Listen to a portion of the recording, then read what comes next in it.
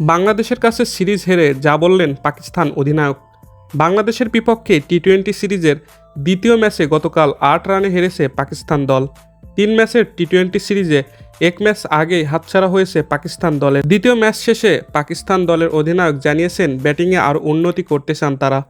পুরস্কার বিতরণী মঞ্চে পাকিস্তান অধিনায়ক সালমান আলী আগা নিজের হতাশা প্রকাশ করলেন। আমার মনে হয় পাওয়ার প্লেতে আমরা যেভাবে বোলিং করেছি সেখানে আরও 10 রান কম দেওয়া যেত। ব্যাটিংয়ের শুরুটা আরও ভালো হওয়া উচিত ছিল। দলের দুই তরুণ বোলার সালমান মির্জা এবং আহমেদ দানিয়ালের প্রশংসা করে পাকিস্তান অধিনায়ক বলেন, সালমান দারুণ বোলিং করেছে আর দানিয়াল ছিল অসাধারণ। ওরা আমাদের ভবিষ্যৎ, আমরা কখনো হাল ছেড়ে দেই না, সবসময় বিশ্বাস করি আমরা জিততে পারি। আজকের ম্যাচটা ছিল একদম থ্রিলার।